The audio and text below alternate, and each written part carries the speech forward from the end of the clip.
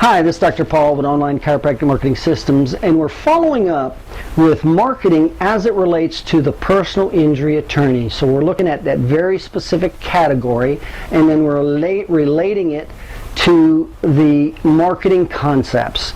And then we'll end up with the optimal or best possible way from a marketing standpoint to increase your effectiveness of personal injury attorney referrals. Okay, so the subject we're going into now is advertising, and again, we're on the whiteboard. Forgive me for my handwriting, it's not the best, but we're talking about advertising. And if you recall, this is all based off the S-curve of economics, whether or not there's actually consumers looking for your product or service or not.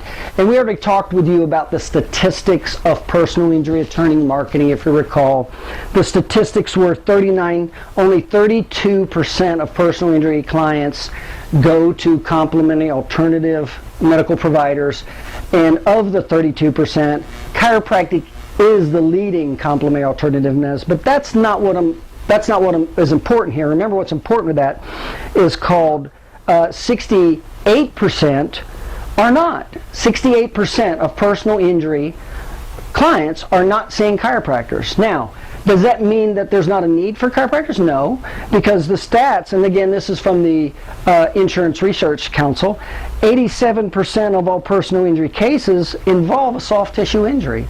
And of course, we know if you're a chiropractor, that chiropractors and the chiropractic profession is the best physical medicine category to treat a patient in all three phases of care: the inflammation, the repair, and the remodel phase, but specifically in the repair phase, because we are the only profession that actually treats all three ranges of motion: active, passive, and paraphysiological and joint space or joint motion. And if those are not restored to the best of that patient's ability, and there's a window to do that, that's when they end up with permanent problems. And of course, you know, that's the number one precursor to osteoarthritis, is old trauma that healed wrong.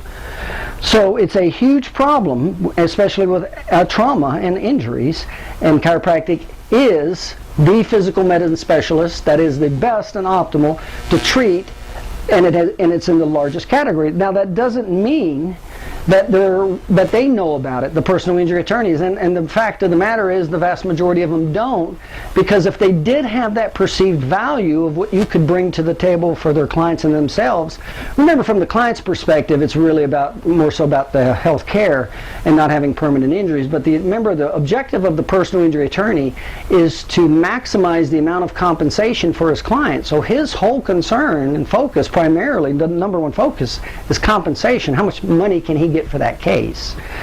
So, and we talked about only 25% of the personal injuries actually are proactive in referring out. And of course, the bad news, that's bad news, but the good news is 75% are not. And so they don't have a perceived value of what you as the chiropractor do. And of course, the only thing that changes that increases a perceived need is sales, not advertising. And so that's what we're just recapping on. And so what we're looking at here is advertising and the advertising formula. Now, there's two types of advertising, and if you recall, when you looked at marketing and promotions, in the promotion category, there was publicity, there was advertising, sales, promotions, and sales. And that was the flow chart to increase and maximize utilization for a product or service.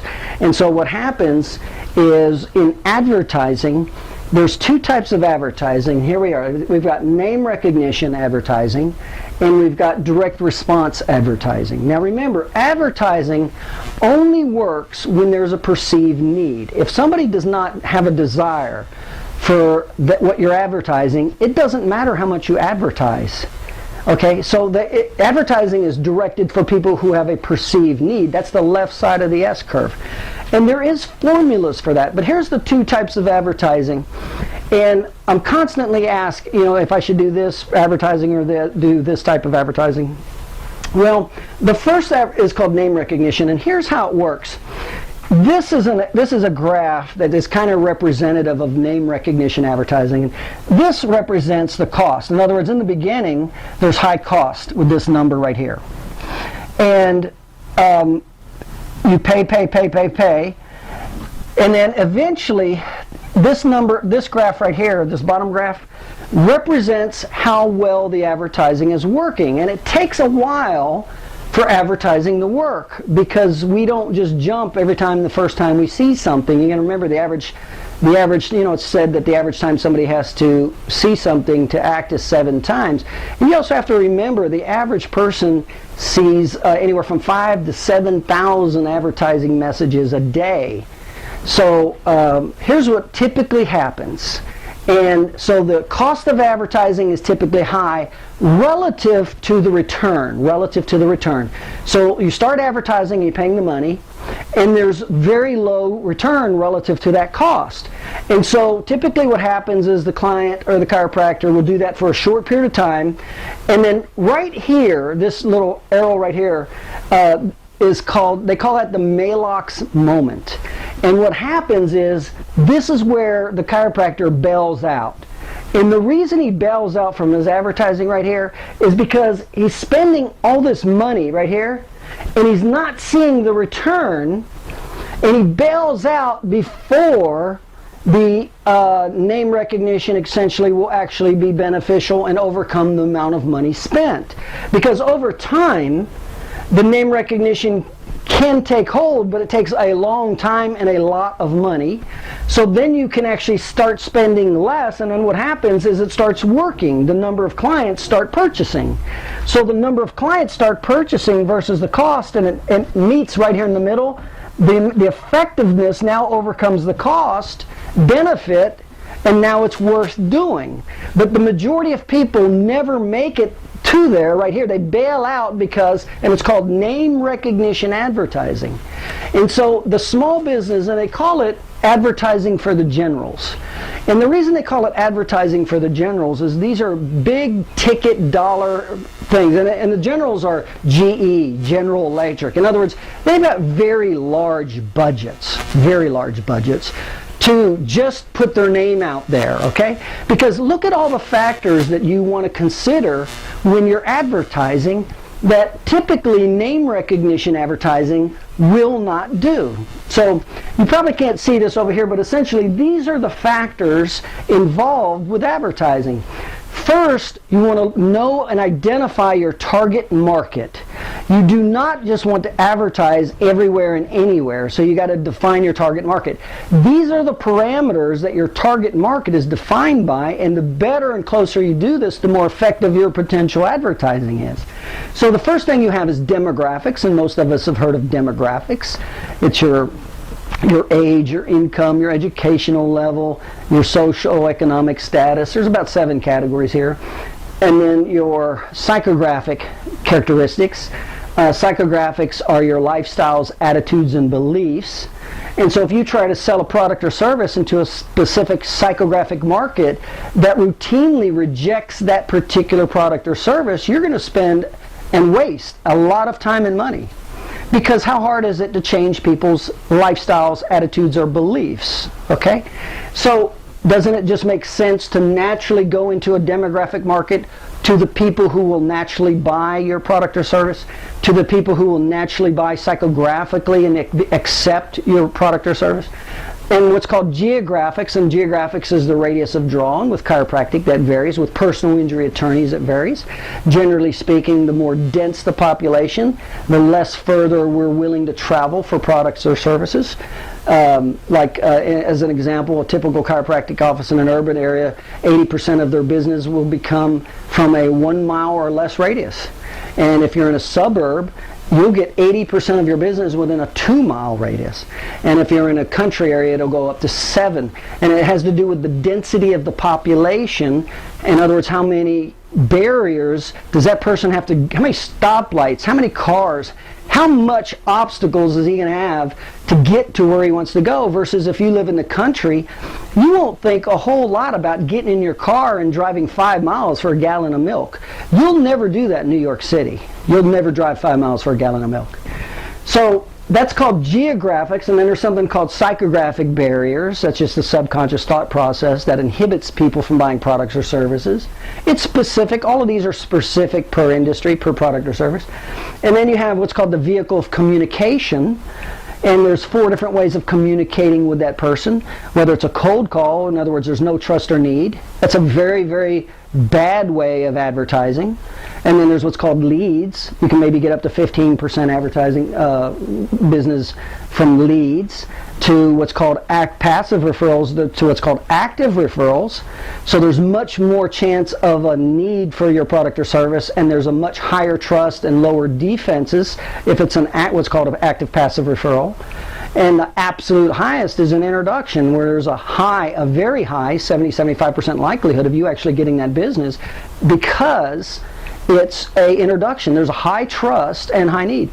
So you want to pay attention to which vehicle of communication, because this will significantly impact if your message gets through. And then what you have, what's called a USP, unique sales position. And remember, when somebody has a perceived need, there's 5 reasons why they will choose, where they will choose. Every industry, referral is always number 1, because that's the highest trust factor. And it's the same with personal injury attorney marketing. So we use these factors in consideration when we go out and advertise our sales. We want to use these to our advantage and not be ignorant of them. And of course, USP in advertising is with referrals, price, proximity, quality, or service. So once you get past referrals, you're dealing with price, proximity, quality, or service. And with personal injury attorneys, proximity. Now this is after there's established need, but that's a very low percentage of personal injury attorneys, because most of them don't think that you have value. You can bring value to the table.